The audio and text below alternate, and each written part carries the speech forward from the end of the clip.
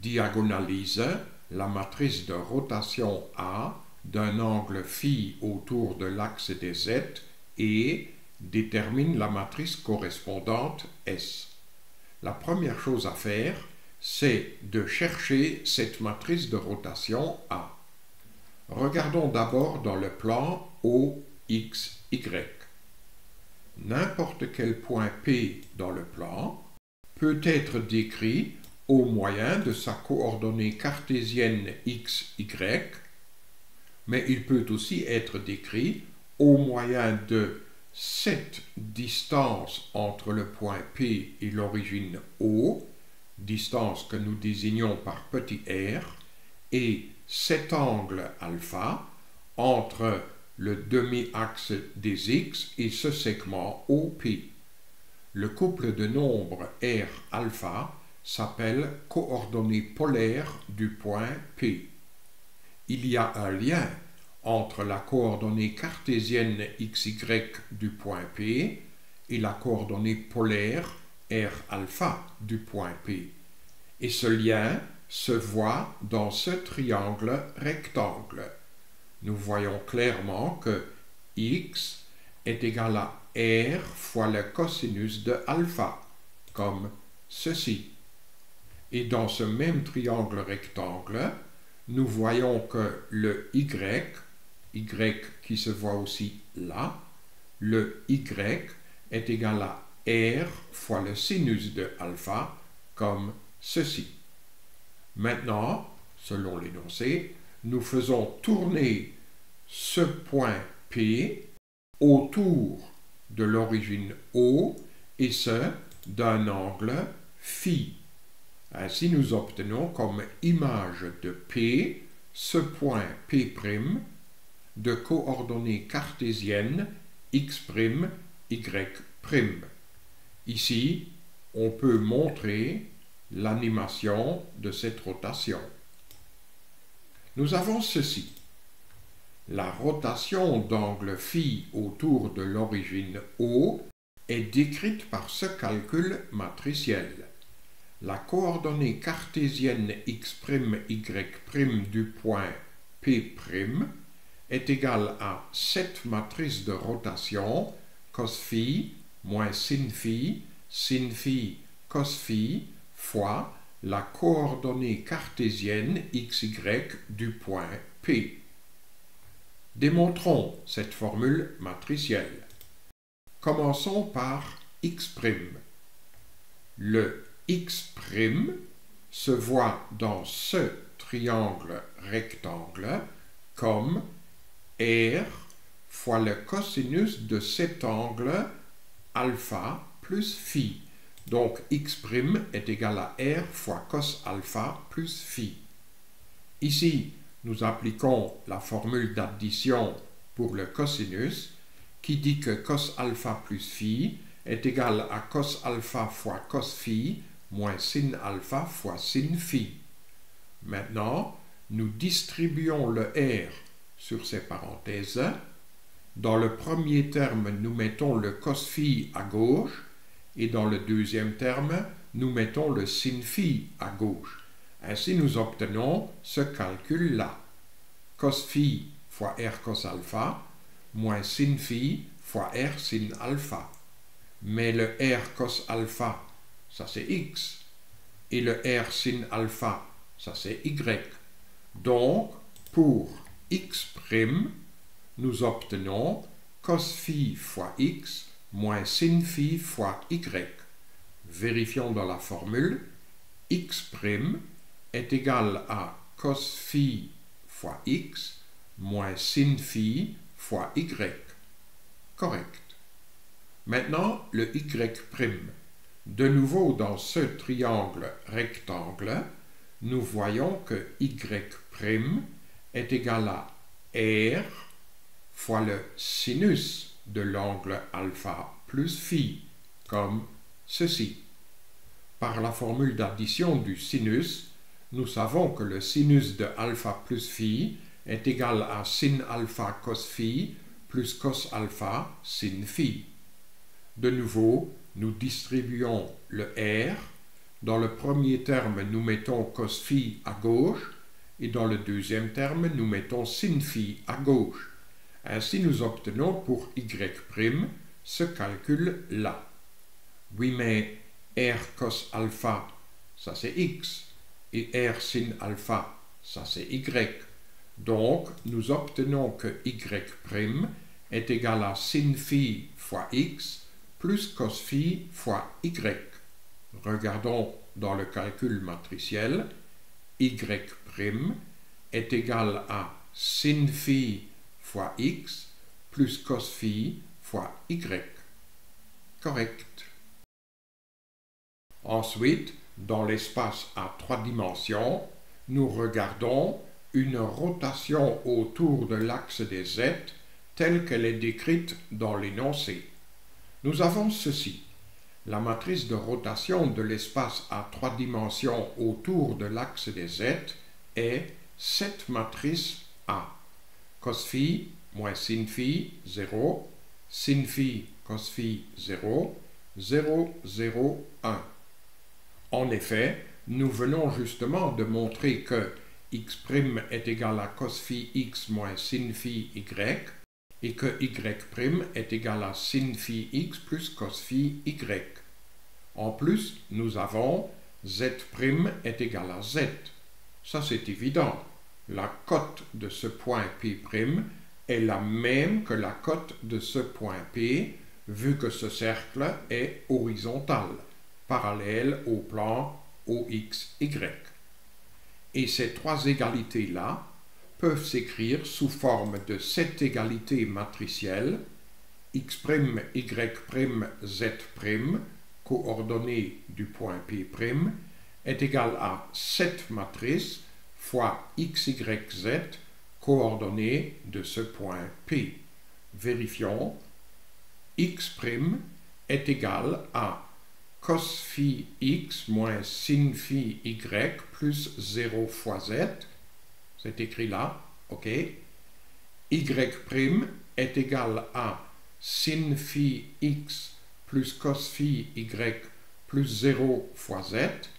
C'est écrit là.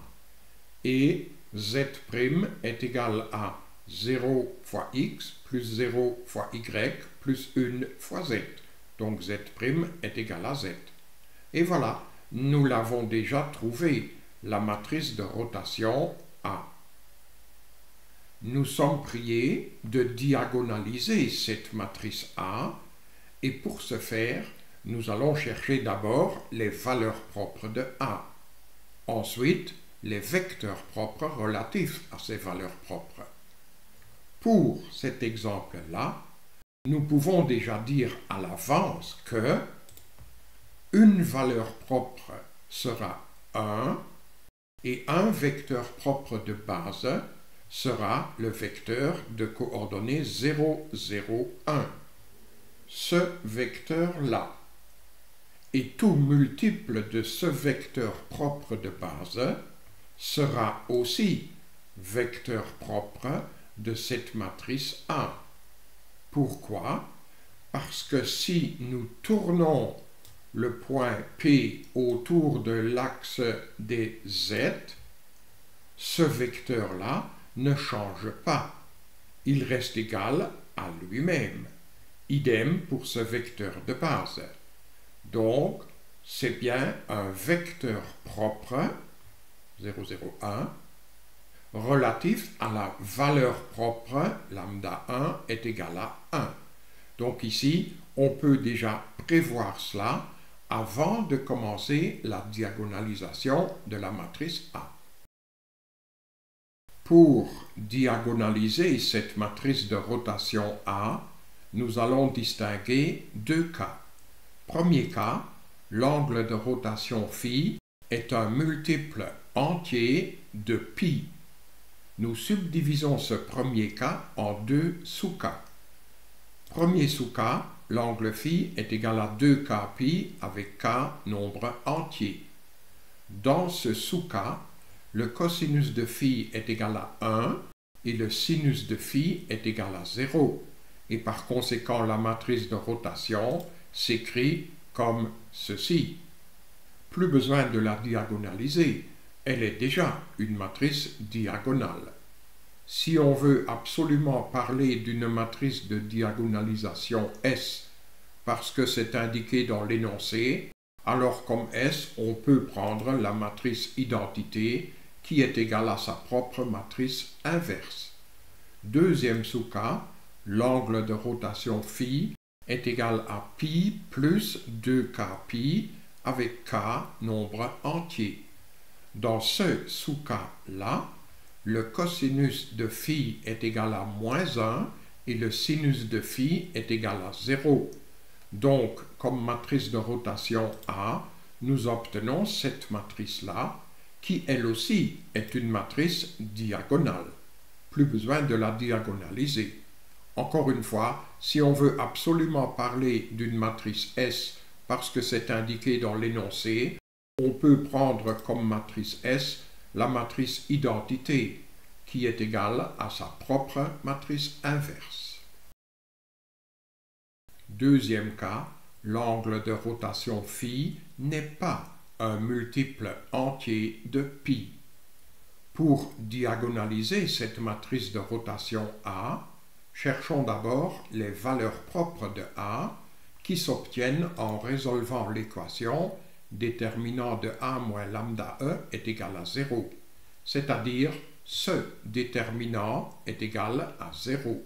Nous pouvons calculer ce déterminant, par exemple, au moyen des mineurs des éléments de la troisième colonne. Ainsi, comme déterminant, nous obtenons 1 moins lambda fois cos phi moins lambda fois cos phi moins lambda, donc cos phi moins lambda au carré, et puis moins sin phi fois moins sin phi, donc c'est plus sinus au carré de phi. Calculons ce carré-là et n'oublions pas le double produit.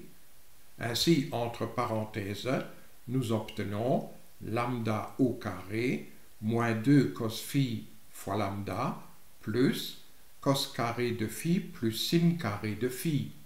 Mais en vertu de la loi fondamentale de la trigonométrie, cos carré de phi plus sin carré de phi est égal à 1. Ainsi, nous obtenons ce produit qui est nul. Ça, c'est le cas si et seulement si le premier facteur est nul ou le deuxième facteur est nul. Premier cas, le premier facteur est nul. Nous obtenons de suite une première valeur propre, lambda 1 est égal à 1. La voilà, la valeur propre dont on vient de parler.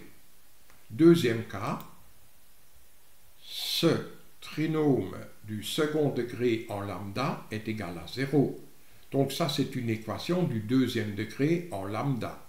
Pour la résoudre, calculons de suite le discriminant delta qui est égal à b au carré moins 4 fois a fois c, comme ceci.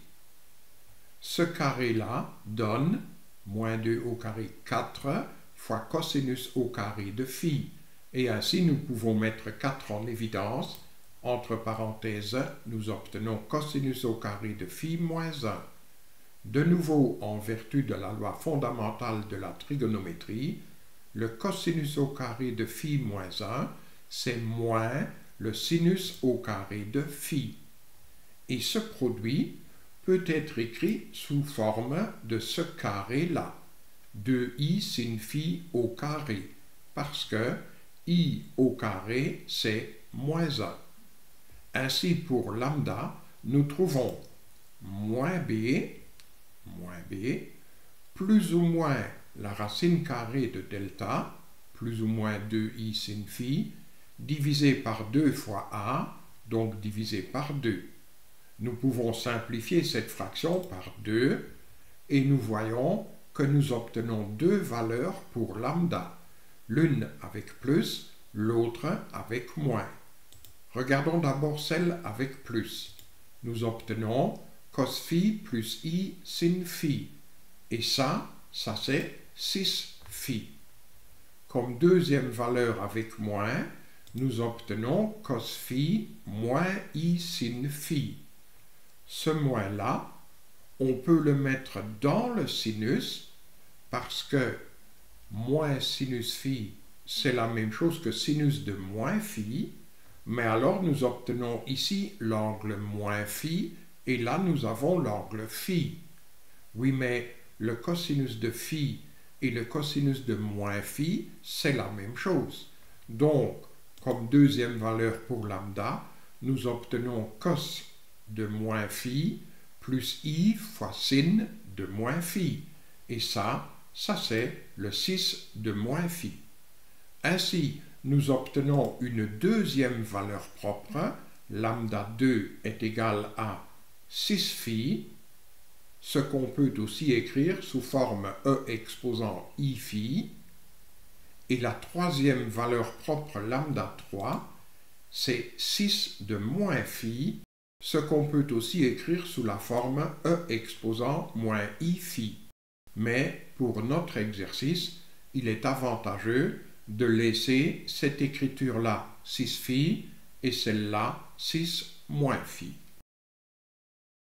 Comme nous venons de trouver ces trois valeurs propres de la matrice A, nous pouvons de suite la diagonaliser sous cette forme-là. C'est la matrice diagonale dont les éléments diagonaux sont justement ces trois valeurs propres. Ne reste plus qu'à déterminer une matrice S qui diagonalise cette matrice A. Et pour trouver une telle matrice S, nous allons déterminer les vecteurs propres de A. Regardons d'abord pour la première valeur propre, lambda 1 est égal à 1. L'équation vectorielle matrice A fois vecteur x est égale à 1 fois le vecteur x, s'écrit aussi comme ceci, A moins 1 fois matrice identité E fois le vecteur x est égal au vecteur nul. Et cette équation vectorielle nous mène vers cette équation matricielle. Équation matricielle qui mène de suite vers ces deux équations-là. Cosinus phi moins 1 fois x1 moins sinus phi fois x2 plus 0 fois x3 égale 0. Voilà cette équation. Deuxième équation, sinus phi fois x1 plus cos phi moins 1 fois x2 plus 0 fois x3 égale 0. Voilà cette deuxième équation. Et la troisième équation donne 0 fois x1 plus 0 fois x2 plus 0 fois x3 égale 0, c'est-à-dire une identité. Il nous reste donc ce petit système de deux équations à deux inconnus qui est un système homogène. Pour trouver les solutions, calculons d'abord le déterminant de ce système, c'est-à-dire ce déterminant-là, qui vaut cosinus de phi moins 1 au carré plus sinus au carré de phi, comme ceci. Cosinus phi moins 1 au carré, ça donne cos carré de phi moins 2 cos phi plus 1, et cos carré de phi plus sin carré de phi, ça donne 1. Et ce 1 plus ce 1-là, c'est 2, et ainsi nous pourrons mettre le 2 en évidence.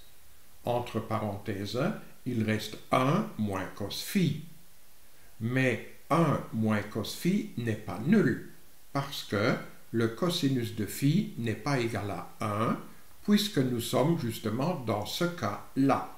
Par conséquent, le déterminant de ce système homogène n'est pas nul.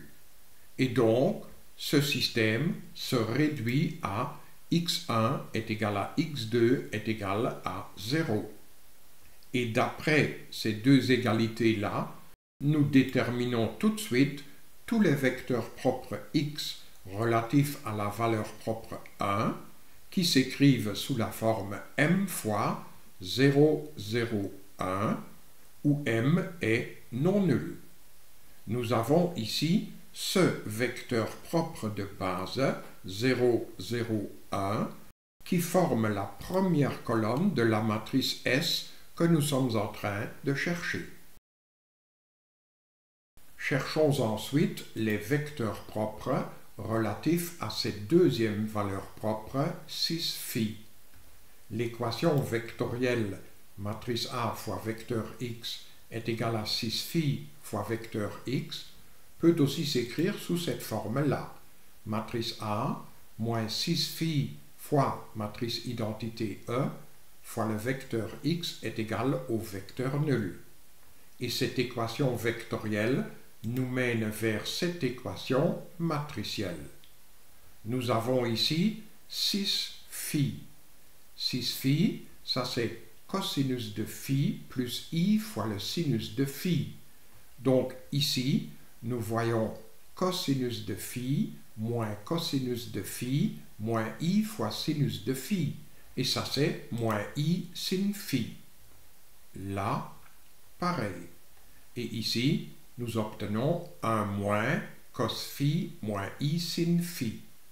Donc voilà l'équation matricielle que nous avons obtenue, et cette équation matricielle nous mène de suite vers ce système de trois équations à trois inconnus, x1, x2 et x3. Mais comme l'angle de rotation phi n'est pas un multiple entier de pi, nous savons que le sinus de phi n'est pas égal à 0. Ce qui entraîne que nous pouvons diviser cette première équation par moins sin phi, cette deuxième équation par sin phi, et dans la troisième équation, vu que sin phi n'est pas nul, ce nombre complexe n'est pas nul, donc nous pouvons en déduire que le x3 doit être nul. Ainsi nous obtenons ce petit système-là. Si nous multiplions la deuxième équation par i, nous constatons que la deuxième est exactement la même que la première équation. Et le système se réduit à celui-là.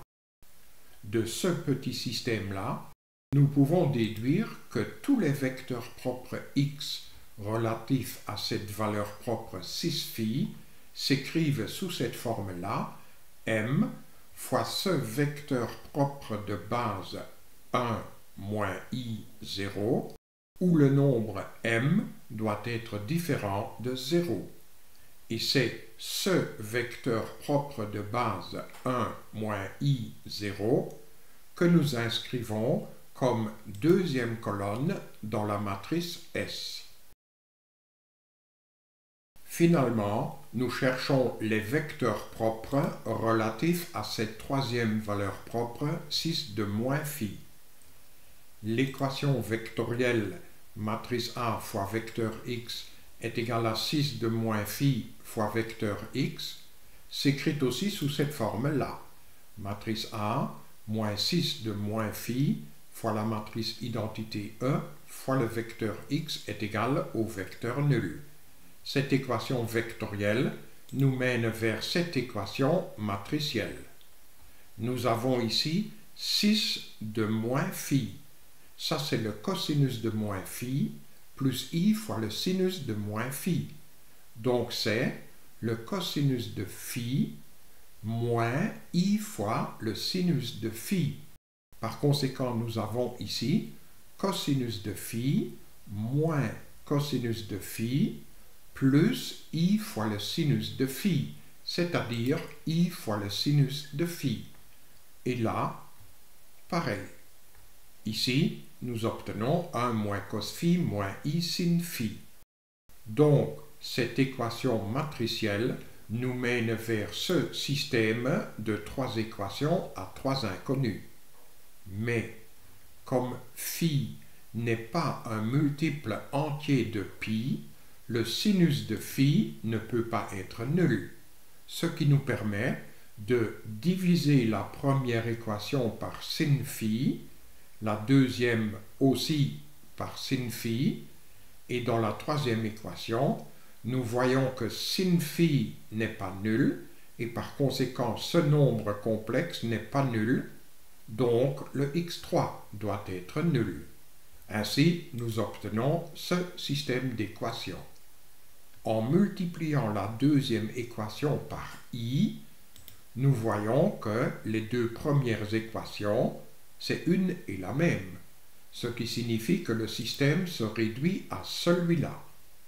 Et grâce à ces deux équations-là, nous pouvons déduire que tous les vecteurs propres x relatifs à cette valeur propre 6 moins phi s'écrivent sous cette forme-là, m fois ce vecteur propre de base 1, i, 0, où m est non nul. Et c'est ce vecteur propre de base que nous inscrivons comme troisième colonne de la matrice S. Et la voilà, cette matrice S. En fait, l'exercice est terminé.